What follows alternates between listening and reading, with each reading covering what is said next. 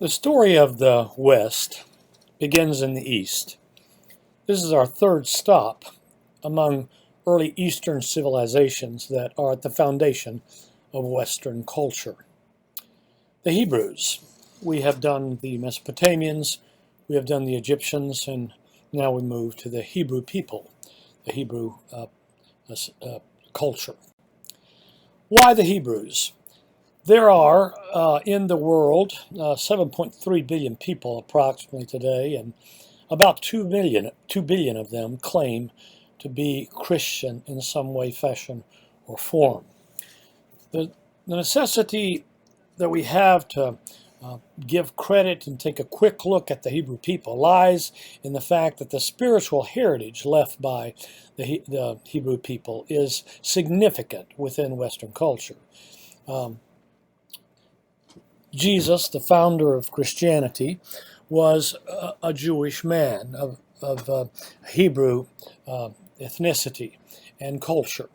And because of that, and because Christians in general claim to be Judeo-Christian, then we need to take a quick look at the history and then the major religious differences of the Hebrew people from those that we have seen up to this point, the Mesopotamians and the Egyptians.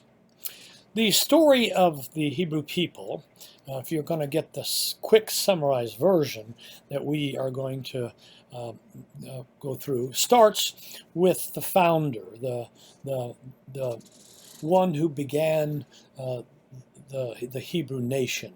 His name was Abram, or as he will be renamed, Abraham, and his story begins around 2000 before Christ, so about 4,000 years ago. When we started with Mesopotamia and Egypt, we were in the turn of the third millennium before Christ, around 3000 before Christ. But the origin of the Hebrew people begins with a man called Abraham, who came out of one of the cities that we visited as we looked at Mesopotamian culture. Abraham will be out of the city of Ur of the Chaldees, as it will be called by the time he is born there. And it is a significant high point, his city, when he receives a call from his God. Please notice big G, single God, who tells him to leave the great city of Ur, and he will take him to a land, a promised land. And so Abraham will go from one side of the Fertile Crescent, as we saw it in the maps back in Mesopotamia. He will go from one side of the Fertile Crescent to the other, to the Promised Land.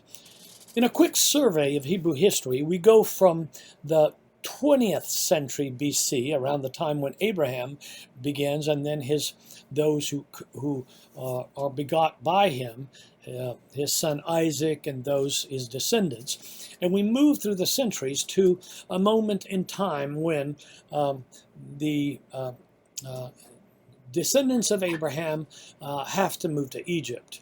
There is a brother that is sold into Egypt, and then there are a whole clan that moves there because of famines. And so the Hebrew people grow up in the landscape of Egypt, not just for a few years or decades, but actually for over 4 centuries. Joseph is the 11th son of Jacob, one of the descendants of Abraham, and it is he who becomes actually the vizier, the right-hand man of the Pharaoh of, we believe, around the 15th century before Christ. But after Joseph dies, the Hebrew people, which number now in the tens, if not hundreds of thousands, some estimate 600,000, become slaves. Slaves of the Egyptians who forced them to make bricks made with straw for the gigantic construction projects that they are undergoing. We saw some of those pyramids, those cities, temple cities of Luxor and Karnak, and massive construction projects that are initiated by the Egyptians are aided by the help of a slave nation that are the descendants of Abraham. The descendants of Abraham are going to then have to flee, have to exit Egypt after over 4 centuries of slavery, and that's what's called the Exodus. There are 2 numbers outside the Exodus from Egypt of the Hebrew people. Either the 15th or 13th century before Christ. There are 2 alternative theories, but it's one of those 2. One's called an early date, one called a late date. Whichever one is true. About 5 to 7 centuries after Abraham begins the nation, they flee out of Egypt, and of course the name that is associated with the exodus of the Hebrew people from Egypt is Moses, or Moshe. He grows up at the court of the Egyptians the first 40 years of his life, and then after he kills an overseer, flees to the desert, where he takes wife and has 2 boys, and lives as a shepherd until the age of 80, when he is called by God by way of a burning bush to lead his people out of Egypt. And thus, reluctantly, Moses goes back and says to the Pharaoh of that time, "Let my people go." It's going to take 10 plagues, aided, of course, by the power of God, and then the 10th one is the worst of all, with the death of all the firstborn Egyptian boys. And that 10th one finally shakes loose the resolve of Pharaoh that he's not going to let 600,000 to 1,000,000 slaves depart Egypt, and he finally lets them go. Of course, Pharaoh changes his mind not long after that, and there's a chase that ensues, and a crossing of the Red Sea, we think, is the body of water that God's parts to let the Hebrew people through, while instead, when the chariots of Pharaoh attempt to follow, where they will find their death, drowning in the Red Sea.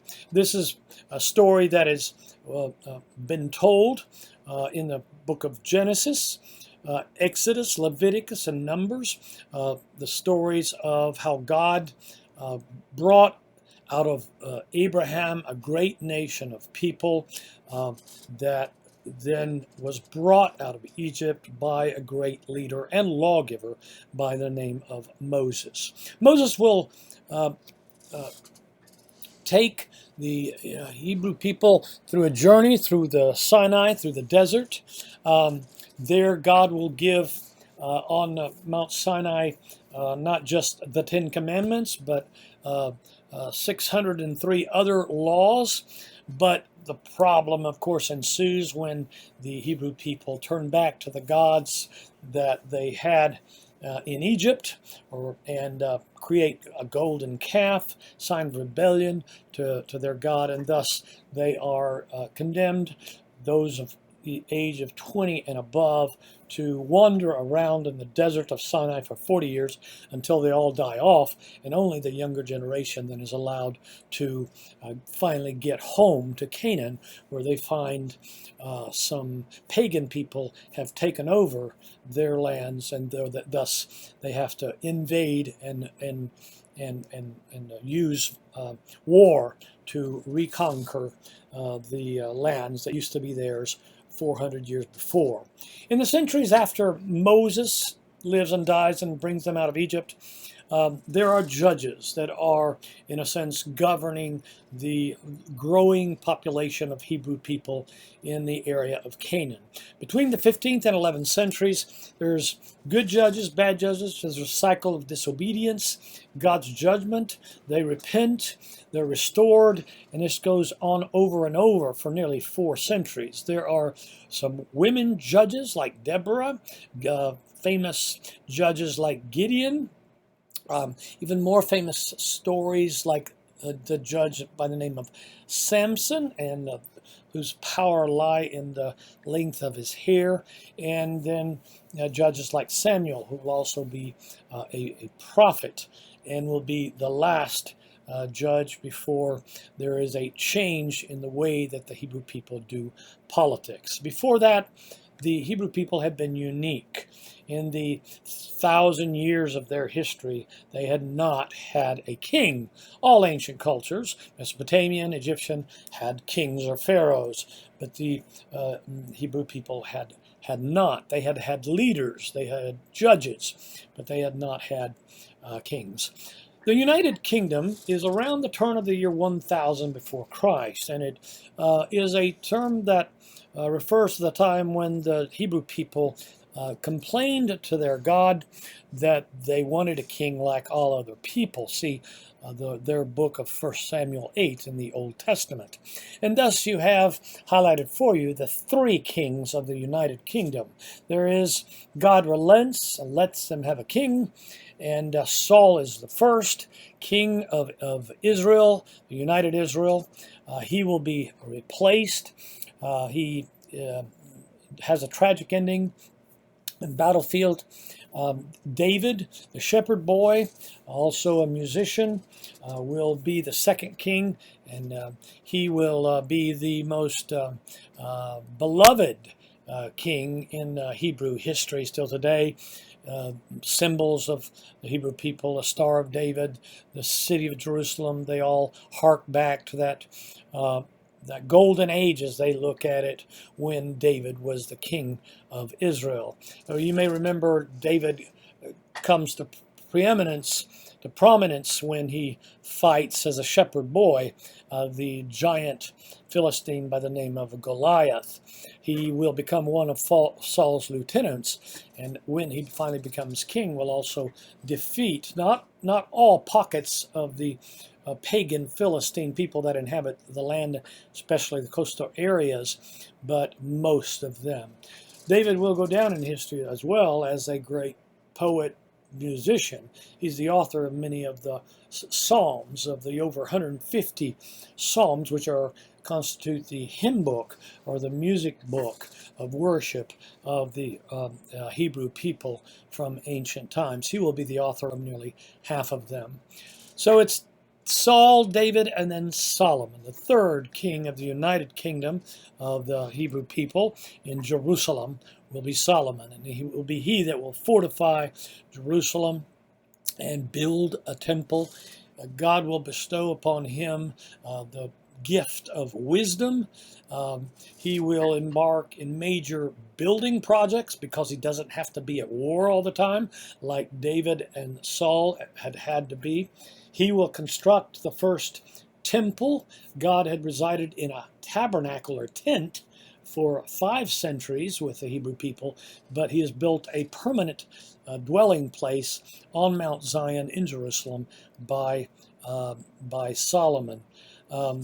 Solomon will also build a royal temple, and he too, like his father David, will be an author of several Old Testament books, like the book of Proverbs, which of course speak to the wisdom that Solomon was gifted with, the Song of Songs, as it's called, and the book of Ecclesiastes as well, or probably is by Solomon.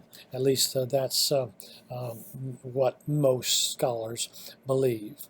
The United Kingdom, which happens 3 kings back to back, right around the turn of the year 1000 before Christ, will not be followed by good things to come. The 12 tribes of Israel will divide. The kingdoms will divide into 2. And the divided kingdoms will be 10 northern tribes of Israel will be in the north, while the 2 southern tribes of Judah and Benjamin, with the capital being Jerusalem, will be in the south.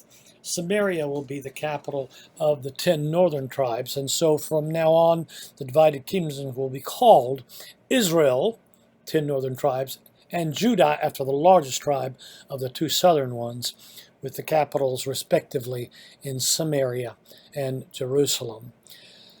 Israel, the 10 northern tribes, will see a succession of wicked kings. Things don't go well. It's, in a sense, from the time of the kings, it's mostly downhill. So God had tried to tell the children of Israel, you don't need a king, I'm your king, but they wanted a king like everybody else. Things go downhill from that point on. There are kings that lead them to idolatry, others like Ahab that are even worse, and these are other kings that mark the way, along the way, to growing distance from their God. God sends prophets to try to warn them, to try to pull them back towards Him.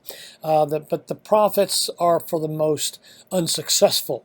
Some of them are ignored, others are actually killed, but no lasting change happens, and the direction of the 10 northern tribes of Israel continues until God allows for punishment to come. In the year 722, please mark that date, God allows the ancient terrorists of the ancient world, the Assyrians, whose policy is sheer terror and beheading, He allows them to overrun them. And the Assyrian invasion takes into captivity or beheads the 10 northern tribes of the Hebrew people. And the only ones remaining free after the year 722 is the kingdom of the south of Judah, with the capital of Jerusalem. There is a sense in which from the 8th century before Christ, the Hebrew people are no longer ever again, until modern times, and modern day Israel, see 1947, a free nation, free people. The Hebrew people will be under a dominator of some kind from the 8th century before Christ until the 20th century. So 28 centuries of having dominators, being under someone else, isn't going to be the history of the Hebrew people from this point on. But let me make a quick reference to the story of the 2 southern tribes of Judah. They will have a mix of good and bad kings, so their history will kind of sputter along in that way. But there will, like with the north, be a gradual apostasy, meaning getting away from the instructions of their God, and so their God stops answering the phone when they need Him. And thus, then we will have the same result for the 2 southern tribes. The kingdom of Judah will fall in the year 586 to the Chaldeans, or specifically, it will be a Babylonian king by the name of Nebuchadnezzar, who will come and destroy Jerusalem, destroy the temple, and there is no more a house of God in Jerusalem. That is the destruction of the temple that Saul had built. About a century later, when the Persians come about, and we'll talk about them later, there will be returns of some of the exiles, those who had been taken away by Nebuchadnezzar, the Chaldeans, and parked outside of Babylon. They will return to Jerusalem and try then over the next few decades to rebuild not only the walls of Jerusalem but also the temple, and that's a story that we'll have to tell at a different moment. One last point of reference in discussing the Hebrew people as a whole. The Hebrew religion is very different. It's very unique. And the key word is monotheism. All the ancient cultures that we're looking at were polytheistic, had man-made gods, many of them. Poly means many gods, literally dozens of them. Sometimes there will be the top 10, top 12, but then they will have dozens, if not hundreds of others. Jewish people, the Hebrew people, are unique from the very beginning because they claim to one, monotheism. In fact, that's what if you think of the 10 commandments given by God to Moses on Mount Sinai, the first commandment is, there is one God, the statement of one. You shall have no other gods. And the second commandment is related to that, in that it says, do not make graven images. Don't do like all the other people around you, the Mesopotamians, the Egyptians, etc. Don't make images. Don't make statues. Don't make me look like a man with big eyes, or a man or a woman with a head of an animal. Don't make images. Don't make golden calves. Don't do any of that. The second commandment, no graven images. Clearly God says, I am spirit, I am one, and I am spirit. Do not make statues out of them. When the Hebrew people violate that, they always get into trouble. The God of the Hebrew people is not only one, he's the creator of everything. Unlike the mythologies of the Egyptians, Mesopotamians, Greeks, Romans, their God is omniscient, he's omnipresent, and he's omnipotent. He knows all things, he is everywhere at the same time, and he can do all things. He is the creator of the universe. Mythologies of man-made gods have marriages in heaven, have multiple gods, have gods that are second, third, and fourth generation, even as they are immortal, which absolutely makes no sense whatsoever.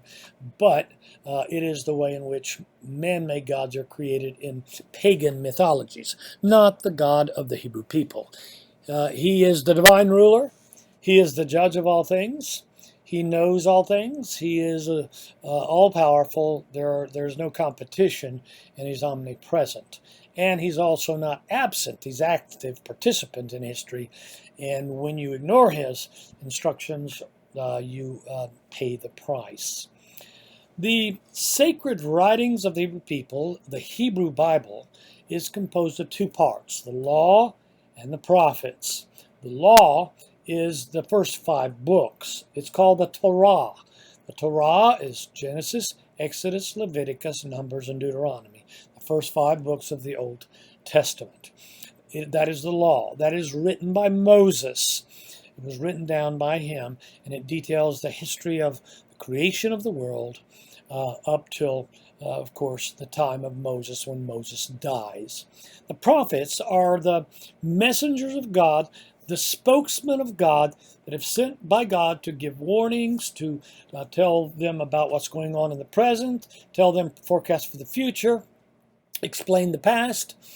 The important distinction that I want to make here before I close is the distinction between a priest and a prophet. The prophet is someone that receives a message from God and delivers it to the people. So he's the bullhorn, the spokesman for God. While the priests, and the Jews do have a priestly caste, they're called the Levites. The priests are the ones that take the offerings of the sacrifices of the people to God. So there's a distinction between a priest and a prophet.